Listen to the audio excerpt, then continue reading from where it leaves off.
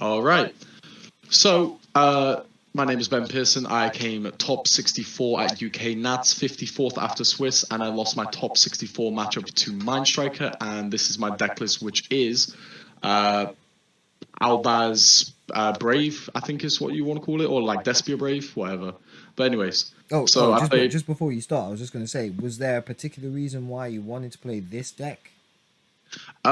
This deck mainly because I'm stubborn as hell. I was testing this for like 5 weeks with Jacob Kendrick, who also topped, and basically I just felt like it had the best matchup against more of the meta decks compared to the actual Albaz build, especially when Droll's running around the format. I just didn't want to get Drolled on my first law or my first chain ad, and this deck actually has a decent like I can be Drolled and you can play through it and end on still the same board. But whilst the Edgent build, they will literally die to draw if they don't open the perfect hand.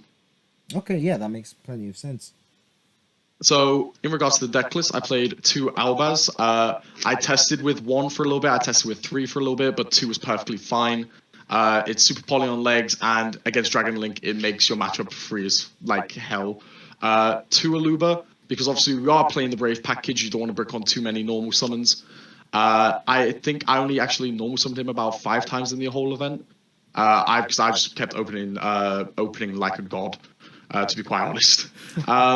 Then I played two Tragedy. I did test three for a little bit. I think two is fine. I would actually never send the second Tragedy off of Fusion. I would always send Comedy. But basically, I'd always like try not to send a second Tragedy until I've burnt the first Tragedy effect to to set a branded spell or trap from my grave, just to get the full usage out of it. Then I played one Comedy, probably the best card in the entire deck all weekend. In a format when Imperm, Chalice, and Vela are running about, this card just helps you play through everything. And especially when you have a cross out in hand and you sent this off a fusion, like you don't have to burn your cross out. You're just dodging things left, right, and center, and it just forces your plays through with ease. One Ad Libitum. This card is okay. I wouldn't say I ended on many like Mirror Jade Flicker boards. I was just mainly setting up Mirror Jade with the Guardian Chimera with a set red, and I would never actually flicker my Mirror Jade. I'd normally search the Comedy, just so then I could like dodge more things in my opponent's turn, or I'd just search second Aluba off of the Tragedy. Mainly down to the fact that I think in the Brave build, the Mirror Jade Flick actually doesn't do too much. Like, I mean, don't get me wrong, it's insane, but I just felt like this was a bit windmill, and it felt a bit greedy, and I felt like I was going to lose the game half the time when I was searching it.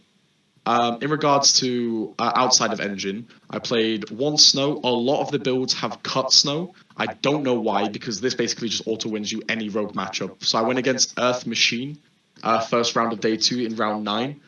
And to be quite honest, as he was going through his plays, he had a Goliath on board with I believe it was a Tunneler. Being able to summon the snow just to book the Tunneler basically stopped his turn. He didn't make the Ancient Gear Link, the Platinum Gadget, and it locked him out of the Pot of Avarice effect of Tunneler. And then for the Brave engine, I played 3 Enchantress, 1 Griffin. Basically standard, you want to max it out. It's probably one of the most broken engines of the game right now. And in regards to hand traps, I played triple Ash, 1 Crow, and 1 Veiler. The 1 Crow, 1 Veiler just down to cross out targets, and the triple Ash is just standard. It's the best hand trap of the format, in my opinion. I probably wouldn't change the hand trap lineup too much. I mean, the one thing I would probably up is maybe a second Crow on the side. It did come up a few times. I didn't go against a single a law build of the Albaz deck, but I did go against one branded Eldritch in round 11. No, round 11? Round 10, sorry, of Swiss, where the second Crow would have come in over the Veiler. But to be quite honest, it was a solid hand trap lineup, and for the event, it did its job. Now, for spells, I played 3 Fusion. It's standard, it's broken, it should Dull Fusion on crack. 3 Opening. You wouldn't play less than 3, especially in this build, because opening this and Rights is just game in pretty much every scenario. And 2 red. The second red actually didn't come up too much. if I had opened red, I'd never use the Mirror Jade effect. Obviously, like I said, I didn't really rate setting up Mirror Jade Flicker too much. But I think the second red is potentially cuttable in this build.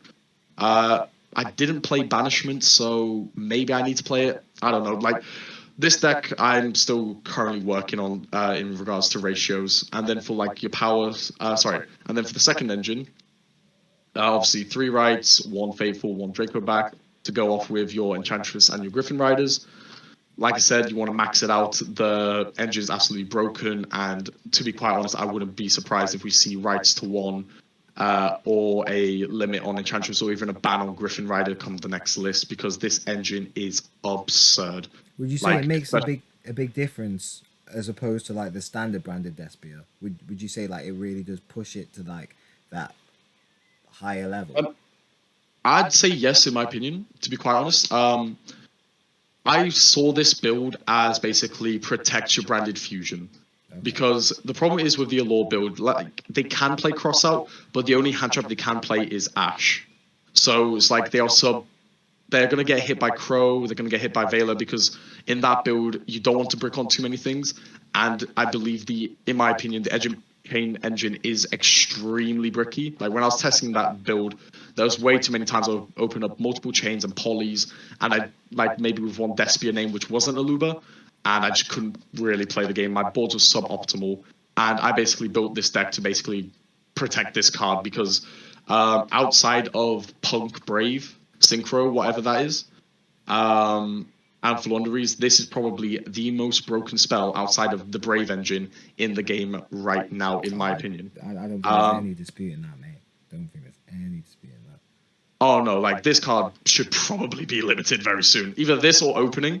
To be quite honest, I feel like if you're not playing this build, then I just wouldn't go to a high tier event with the deck, to be quite honest. In regards for power spells, 3 Prosp, I wasn't playing this until about a week before the event, until my mate Jacob Kendrick basically turned around and said, it's mandatory for the deck. I tried so hard to play without, because I had to borrow these for the event, and that guy will be in my shoutouts later on. But in regards to the card, it's stupid. I opened it about 3 times the whole event. It was a dead draw late game, but every time I opened it, it helped me dig for either one of these 2 power spells to what I didn't have of the other. And it was just insane. There was probably one time I managed to dig for a cross out, which then protected my fusion because I didn't see this.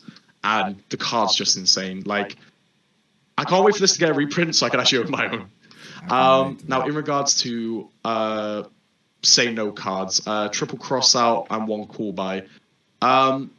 This has to be a 3 of. I've seen a lot of lists cut it to 2. I think that's kind of incorrect, because if this card's limited, why won't you play 3 more of it? Like, it just doesn't make sense. Like, I get you can brick on it sometimes, but in this build, it just seems mandatory. Because if you brick on the right engine with this, and you go against either the chain build of this deck or the Punk Therion deck, sorry, no, not Punk Therion. I mean, that does fall under it. Or the Punk branded deck. Sorry, not Punk branded. Punk, what's this engine called? Brave. You call Rites of Artemisia once they activate it, and their turn will pretty much stop, because they won't extend it to their lines because they're too scared of being hit by a nib. And I just think the card's a massive blowout. So I'd max out on these if you could. And 1 Foolish. The card's been limited for as long as I can remember. So why not play it? Like, you get to dump Tragedy to search your Luba if you don't open this engine, or if you do open the opening and you haven't opened this engine, you dump the Enchantress. It's just a massive no-brainer. Or if I open up both, dump the Comedy, and it's just broken as hell. And for the 40th and 41st card is Double Imperm. I was told to play at 3. 2 felt fine, because, like, yeah, I know the meme goes, you want to open it sometimes, but not all the time. But that was my logic behind Imperm. The deck's bricky as it is, in my opinion. But like, when you open Busted, you open Busted. But when you open Brick, it's normally like 2 or 3 hand traps with like a cross out and a cross, which then you have to dig and pray. But to be quite honest, I probably bricked a total of about 5 games in the entire 10 rounds. And when I mean games, I mean like single games in the match. Yeah. So that's the main deck. It's 41. I know some of these builds play 45, 46. I know the chain build can play like 47. To be quite honest, I don't know how I managed to cut it to 41, but it felt perfectly fine. Like, the deck did what I needed to do at the event. Did you want extra deck or side next? Total preference for you, bro. All right. So in regards to extra deck, I played one Dark Charmer. This card came up probably in the branded Eldritch matchup, and the one Pendulum matchup I had. So in the branded matchup, I opened just Tragedy and the Brave Engine, made the Dark Charmer, summoned back his Aluba, and then added Fusion of my own, and then popped the hell off. Gross. That is gross. The card is grim, and that's one good side about this variant that the Edge build can't play. They can't play the links. And then for like the one of fusions that I was playing, I played one Titanic Lad. I sent it probably twice off of Mirror Jade, never made it. It never came up for me. It's a pretty decent send because, to be quite honest, if they end on a board, summon a Albaz in end phase and just fusion off what the problem card's off, they have to negate it. And then I played one Albalenitus. Didn't go against a single Dragon Link, unfortunately. But once again, it's a decent send target. I feel like you need to play this when you go into a big event because Dragon Link Brave is still a big thing. I know one or two topped the UK Nats, so I feel like it was correct to play it. And then one Dragon Stapelia, I made it once against Flunderies when I was already in a winning position. Yeah, the card's decent. I don't think it's mandatory for this build. You could probably cut this for the Quatrus. I wasn't actually playing the Quatrus for the weekend. I didn't see a point to be quite honest. I didn't fear Sword Soul that much because I felt like this build has an insane Sword Soul matchup due to cards like Draco back, as well as being able to side certain cards that other builds can't, which I'll get round to later. And then obviously your mandatory double Chimera. Never actually made the second one. I only made it once because every time I made the first Chimera, they just scoop on the spot. Because a Chimera followed up by a Griffin Rider with like a set cross out or call by or a hand trap in hand is just disgusting. I played double Masquerade. I played one Flunderies and one Sky Striker in Swiss. Where making the double Masquerade after you just poke them for 2-5 with the first one and making the second one in their turn, it puts them too far behind and they won't be able to actually break your board without killing themselves. Then onto the actual like engine cards which you make the most. 2 Libellion, 2 is fine. I don't ever see any list playing the third. The third never came up. I actually never made the second because once again I was just in that much of a commanding position all weekend in Swiss. I never actually went into many grind games apart from against Earth Machine and the branded Eldritch player. And then I played 3 Albion. I was playing 2. Once again, my testing group basically slapped me silly and said, no, the third is mandatory. To be quite honest, the third is mandatory. I was wrong. So shout outs to my testing group for that. And then obviously the double Mirror Jade, once again, standard. Actually never made a second one. The first one just kept getting looped whenever I did do the Mirror Jade loop. Or even if I didn't have the Mirror Jade Flicker viable in their turn, I'd just search the ad-lib and then fuse it off anyways. So it did its job. Extra deck is pretty standard. I probably only cut the Dragon Stapelia for the Quatrus because I feel like now with Sword Soul getting cheaper, come to Euros as well as Regionals in the future, I think Sword Soul is going to be a more represented deck. Once again, didn't go against any Sword Soul, so thank God. In regards to the side deck, monster count first, I played double Nib. This always came in when I was going second. Can't fault the card, Nib is Nib. Triple Droll, only sided this in 2 matchups against the Sun Avalon deck. Sorry, no, 3 matchups. Sun Avalon, Punk, Therion, Brave, and Flunderies. Saw it against the Flunderies and the the Sun Avalon. It literally won me those 2 matchups. But I didn't see against the Punk Therion Brave in Swiss, which was one of my 2 losses. Now, then this is the card that I believe the chain build can't play, because obviously you're not playing the Brave engine, so you can't really get its max value out of it. And in that build, you do need your normal summon. This you don't really, because if you open up the Brave build and this card, it's just enough to win the game from there against the Punk Brave Synchro deck. And that is triple Lava Golem. The card has been so busted all weekend. It's insane. If you're not playing it in your side in this build, then I don't know what you're doing. Like, the card is absolutely silly, and I would not change it for the world. Probably the most broken side deck card I was siding in all weekend. Being able to Lava Golem 2 of their negates, bounce it back with Draco back, and then just Lava Golem again. It's silly. Like, the card is busted. And then I played the one Necro Banshee with the Zombie World. I went against one Flunderies.